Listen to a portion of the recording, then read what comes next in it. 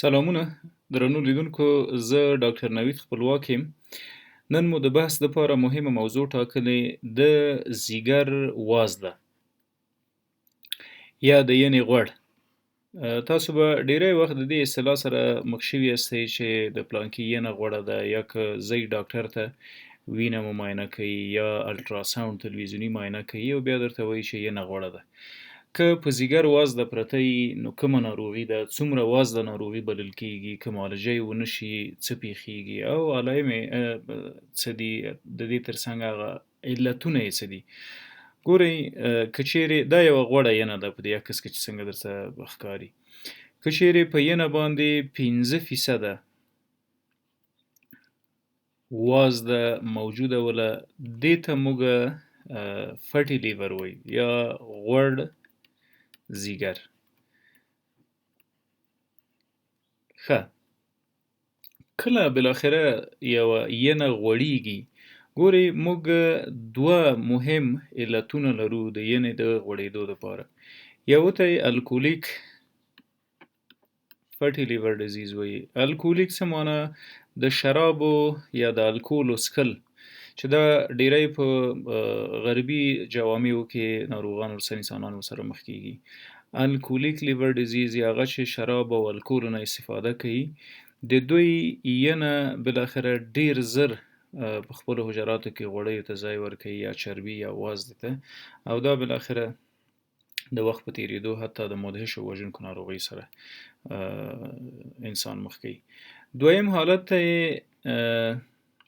نان الکولیک فټي لیور ډیزیز وایي. نان الکولیک یعنی یو څوک د الکول نه څکي، شراب یې په ټول ژوند باندې هم نه دي څکلي، ولې ینه یې غوړه ده. راځو چې دا کومه کټګوري خلک دي او کومې سهلنګارۍ یا کومې اشتباهات کوي چې د داسې یو ناروغۍ سره مخ کیږي. ښه، یوه ډله هغه انسانان دي چې شراب الکولو نه استفاده کوي او بالاخره د وخت په تیریدو دوی د دې تکلیف سره مخ کیږي. ځینې نور دي چې شراب الکولو نه استفاده نه کوي، ولې ینه یې غوړیږي او بالاخره د وخت په تیریدو داسې د مدهشو وژونکو ناروغیو سره خپل ځان مخ کوي. یو یې اوبسیټي یا چاغوالی ده.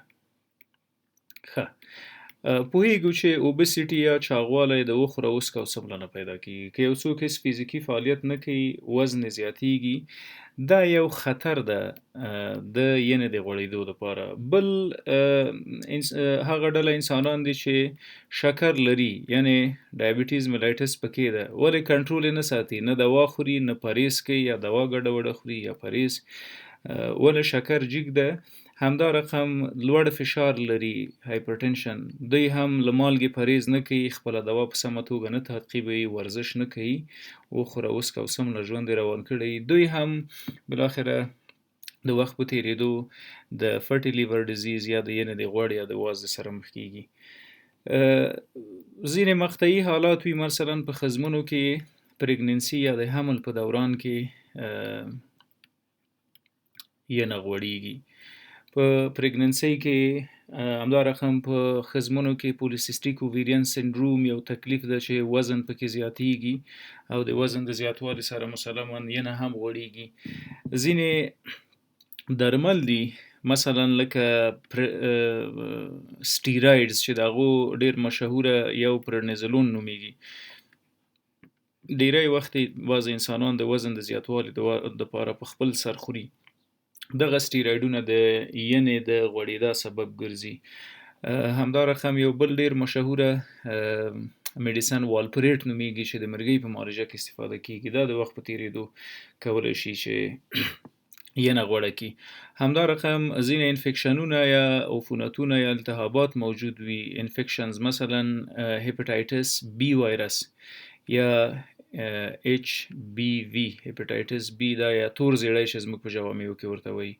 همدا رقم HCV یا هیپاټایټس سی وایرس، دا هم د تم د تور زیړي اطلاق کیږي. که چیرې دا موجود وي، بالاخره ینه غوړوي او فټي لیور ډیزیز منځته راولي. ښه، په انیشیل سټیجونو یا په لومړیو مراحلو کې، په انیشیل سټیج یا په لومړیو مرحلو کې هیڅ کوم تکلیف نه ده او نه کوم علایم لري. ولې که وخت تیریږي او یا نه لا هم پسې غوړیږي نو بالاخره فټي لیور ډیزیز منځ راځي. که موږ د ینې دغه مرضی وګورو د مایکروسکوپ لاندې نو حجرات پکې دغسې ارنجمنټ لري. د ینې هرې حجرې ته هیپاټوسایت وایي. په هره حجره کې یو هسته موجوده ده. دغسې یو ساختمان لري هر هیپاټوسایت. په حجراتو کې فټس یا شحمیات ځای پر ځای کیږي. که چیرې 15% ځای پر ځای شول دې ته وایي فټي لیور ډیزیز. هغه انسانان چې ینه یې غوړی یعنی دغه 15% غوړ ولري په دو کې 15% له ګواښونو سره مخ کیږي. معنا څه؟ یعنی 100% که 100 نفره ینه د 100 نفرو ینه غوړی په دو کې دغه 15 نفره یا 15% که چیرې احتیاطي تدابیر ونه نیسي دوی ورځي د هیپاټایټس په طرف. دا څوک دي؟ هغه انسانان دي چې د ینې د غوړوالي سره د بلا نورو درملو نه استفاده کوي. شکر لري د شکر دوا خوري یا د فشار دوا خوري یا قلبي تکلیف لري یا وزن ورسره زیات ده. د دې انسانانو ینه غوړیږي او دا 15% بالاخره ورځي. په ینه کې زخمونه منځته راځي. دغه زخمونه بالاخره عفونت او التهاب کوي او همداسې ورځي فایبروسز او سکارز جوړوي. سکار څه ته وایي؟ کله چې یو ځای زموږ زخمي کیږي او دا زخم بیرته جوړ شي نو هغه ټاپه او چاپ چې کوم پاتې دې ته سکار وایي. دغسې په ینه کې دغه سکار او ټاپې جوړیږي او همداسې بالاخره د وخت په تیریدو که چیرې مخنیوی ونه کړو د هغه علت برطرفه نه کړو نو دی ورځي د لیور سیروسس په نامه یو وژونکي تکلیف ته چې ټوله ینه د کاره غورځیږي او هغه خپل میټابولیک فعالیتونه نه کوي. تاسو پوهیږئ ینه یا ځیګر حیاتي ارګان ده. که ناروغ شو ژوند ګواښي یعنی مریض د مرګ سره مخ کوي. نو دغسې یو سلسله د مراحلو جوړیږي چې بالاخره مریض په د ینې په سیروسس مبتلا کیږي او بالاخره د دې اخري انجام هیپاټوسلولر سی ای یا HCC هیپاټوسلولر کارسینوما یا د ینې سرطان وي چې بدبختانه تر اوسه معالجه نه لري. که داسې یو حالت سره مخ یو نو څه باید وکړو؟ له هر څه مخکې راځو تشخیص ته.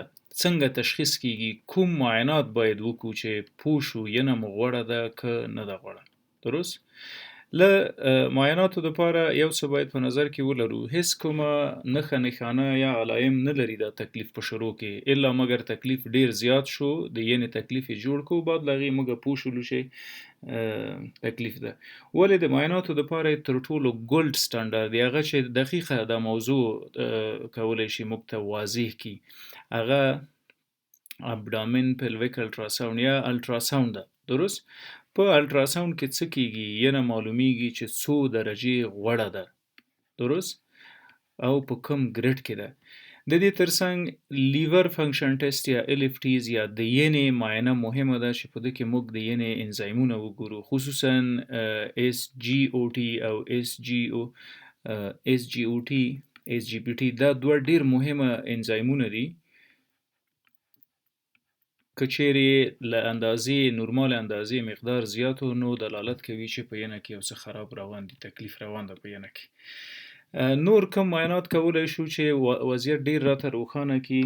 ګورئ که چیرې مریض چاغ وي لیپیډ پروفایل د شحمیاتو معاینه باید وکړو. په ده کې کولسټرول، ټرایګلیسیراید، LDL، VLDL دا ټول هغه مخرب غوړي دي چې معلومیږي. ټوله باید په مریض کې وکتل شي چې علت د دې تکلیف پیدا کړو. همدا رقم وایرل مارکرز باید په دې ناروغانو کې وکتل شي. وایرل مارکر څه معنا؟ د HCV HBV معاینات یا د تور زیړي معاینات باید وشي چې آیا دغه ینه خو د تور زیړي د وجې نه ده غوړه. ګرچې دا د تور زیړي اصطلاح غلطه ده دا یوازې موږ افغانانو ورته اطلاق کړې ده. که وشو کولی د هیپاټایټس یا د هیپاټایټ B او A C په نامه یې ونوموو او دغسې عامه پوهنه ولرو دا بهتره ده. په هر حال اوس نو زموږ په منځ کې د تور زیړي په نامه مشهوره شوې ده دا خبره. ښه د دغو معایناتو سره موږ کولی شو د ډیر د وضعیت د لا روښانه کولو دپاره د لیور سکن په نامه حتی مخکې لاړ شو، د ابډامن پلویک الټراساوند باید کولی شو وکړو، حتی بایوپسي هم کولی شو. بایوپسي څه چې راشو د یوې ستنې په واسطه باندې له ینې نه سمپل واخلو، هغه په مایکروسکوپ کې مطالعه کړو چې غوړ لري که نه لري. په هر حال د دې معایناتو په نتیجه کې که ثابته شوله چې وبښئ ینه غوړه ده، نو کول څه پکار دي؟ معالجه څه ده؟ درست؟ دلته په دې کونج کې لیکم معالجه. ګورئ د معالجې دپاره مهمه دا ده چې موږ د علت پیدا کړو، ولې د یو چا ینه غوړه ده. که چیرې مو علت پیدا کړی شو نو علت معالجه کوو. که د شکر نه کنټرول و، ډایبټیز ملایټس شکر کنټرولوو، که د فشار نه کنټرول و، هایپرټنشن فشار کنټرولوو، که وزن مو زیات و اوبیسیټي موجوده وله نو اکسرسایز یا ورزش کوو. همدا رقم که چیرې د تایراید وظیفه خرابه وله، تایراید په غده کې په غاړه کې یوه غده ده، ډیری وخت د ینې د غوړ سره هایپوتایرایډزم هایپرتایرایډزم منځته راځي، نو ډیری وخت د تایراید د هارمون د جګوالي او د کموالي سره ینه غوړیږي. نو په هغې صورت کې باید موږ حداقل توجه وکړو. که ینه غوړی څه باید ونه خورو؟ کاربوهایډریټس یا خواږه چې کوم دي یا قندونه، ځکه د دې ټول میټابولیزم راځي په ینه کې، سر تر 100% په ینه کې کیږي. نو غوړې ینې ته باید استراحت ورکړو، کاربوهایډریټس خواږه شیان باید ونه خورو. خلاصه همدا رقم که احیانا موږ الټراساوند وکړه او نتیجه داسې وله چې ینه 3 درجې غوړه وله، ګریډ 3 لیور ډیزیز منځته راغلی و. په دې صورت کې مریض مکلف ده چې د معالجې دپاره قوي عاجل اقدامات وکړي، کنې له دې وروسته چې کوم عواقب منځته راځي هغه بیا ریورس کیږي نه، یعنې د معالجې په واسطه باندې بیا برګشت نه کوي او حتی د مدهشو وژونکو ناروغیو سره مخ کیږي. ښه که چیرې الټراساوند وکړو او ووایي چې اوله درجه یا 1 درجه غوړه ده، نو دا څه معنا لري؟ په دې باید یو څه ځان پوه کړو. ښه راځو الټراساوند کې ګوره د ینې د غوړوالي څو درجې دي. یو ته سمپل سټیټوسس وایي، یا ساده یو ډیر کم غوړوالی لري، سمپل سټیټوسس. ینه غوړه ده، هیڅ کوم نښه نښانه نه لري. په داسې حالت کې که موږ د ورځې 10 دقیقې منډه ووهو نو کولی شو له دې وضعیته ځان وباسو. دا یې ګریډ اول ده. دویم ګریډ یې کم یو ده، سټیټو هیپاټایټس ورته وایي، سټیټو هیپاټایټس. یعنې په اول ګریډ کې هغه 15% ینه غوړه ده، ولې د ینې کومه وظیفه یې نه ده خرابه کړې. په سټیټو هیپاټایټس کې څه کیږي؟ هغه 15% چې مخکې مو وویلې د هغو جملې دغه ناروغان دي چې سټیټو هیپاټایټس لري، یعنې د ینې په حجراتو کې چې مخکې مو ورته اشاره وکړله دا فټ ځای په ځای شوي دي او دا حجرات یې زخمي کړي دي، بالاخره انفیکشن او انفلمیشن منځته راځي. که مخه یې ونه نیسو نو دا مخکې هم ځي. دریم سټیج ته یې موږ فایبروسس وایو. فایبروسس څه معنا؟ د ینې په جغرافیه کې په دې ځایونو کې دا زخمونه چې کوم سره سره ښکاري دا بالاخره جوړیږي، ول سکارز جوړي، نخ هغه حجرات مړه کیږي، لکه بعض ځایونه چې غوس شي او بیرته جوړ شي، یا کوم ځایونه چې عملیات شوي دي او ګنډل شوي دي، یو قسم موړه دغسې یو وضعیت ته فایبروسس وایي. متاسفانه فایبروسس برګشت نه کوي، ولې کولی شو دا پروسه ډیلی کو، ناوخته یې کو په ورزشو د درملو په کارولو باندې. درست؟ اخره درجه یې سیروسس ده. سیروسس کې ینه نوره د کاره غورځېږي، ټوله تڼاکې کیږي او دغه وضعیت بالاخره انجام هم د ینې سرطان وي یا هیپاټوسیلولر کارسینوما HCC. ښه د دې ټولو خبرو هدف دا و چې موږ باید پرې نږدو چې اوله درجه یا سمپل په دویمه تبدیله شي او دویمې ته هم اجازه ورکړو چې په دریمه تبدیله شي. بیا چې کله د مریض وضعیت وخیم شي، په دغسې یو حالت کې واقع شي، بیا نو په ډاکټرانو ګرځي، په شفاخانو ګرځي، په هیوادونو ګرځي، هغه وخت کې بیا څه لاسته نه راځي. په هر حال که نښې نښانې وګورو په دغسې ناروغۍ کې څه نښې نښانې ممکن دي چې منځته راشي. ډیری انسانان کله چې د شپې ویده کېږي پښو تلې میږي میږي کېږي یا د پښو تلې سوځېږي، برننګ فیټس لري، همدا رقم یې وجود ګرم راځي، د زنګانه لاندې د نرمه غوښه چې کوم یو ده دا درد کوي، مایلجیا یا د عضلاتو دردونه لري، ورسره یې ټول وجود ګرم راځي لکه مړه تبه چې لرو، حلق ډېر تریخ وي، هر څه چې خواږه خورو ولې هغه تریخوالی له منځه نه ځي، حتی په ځینې وخت په غوږونو کې بنګهاری موجود وي. دغه ټول هغه علایم دي چې کولی شي د ینې د غوړوالي موجودیت په وجود کې ثابت کړي. که درمل مشخصا انتخاب کړو د دې وضعیت دپاره لا تر اوسه داسې خاص درمل نه دي پیشنهاد شوي چې د مریض خفې وشي. فقط دغه د سټیټین کورنۍ اتروواسټاټین نن سبا چې د ګټس کمپنۍ ډیره مشهوره ده لپیوګیټ په نامه پیدا کېږي، دا یو څه کومک کوي، فینوفیبریټس کومک کوي، ولې په ټوله کې هغه څه چې ډیر ګټور دي هغه ویټامین ای ده چې د ایوین په نامه یې کپسولونه پیدا کېږي. دا د چیرې ینه غوړی د دې دپاره ډیره ګټه کوي. کپسول ایوین موږ کولی شو هره ورځ یو دانه وخورو. د دې ترڅنګ دا 400 ملي ګرامه هم په مارکیټ کې موجود دي، 200 ملي ګرامه هم موجود دي، ولې د یو ډاکټر تر نظارت لاندې باید دا وخوړل شي په خپل سر نه.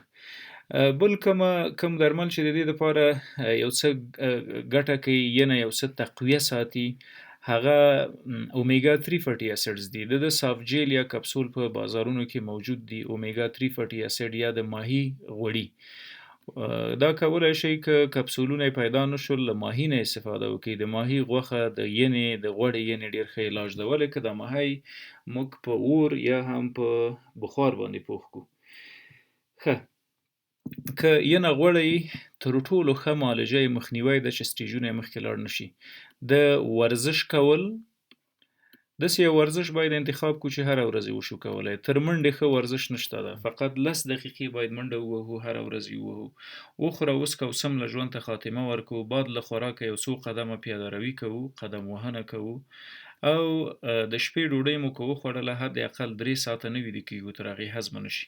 دغه ټول هر څه باید په نظر کې ونیسو تر هغې د ینې د غوړ مخنیوی وکړو او بالاخره که ینه غوړی شي معالجه یې وکړو او د نورو ابعادو بدو ضوابطو نه یې ځان وژغورو. مننه.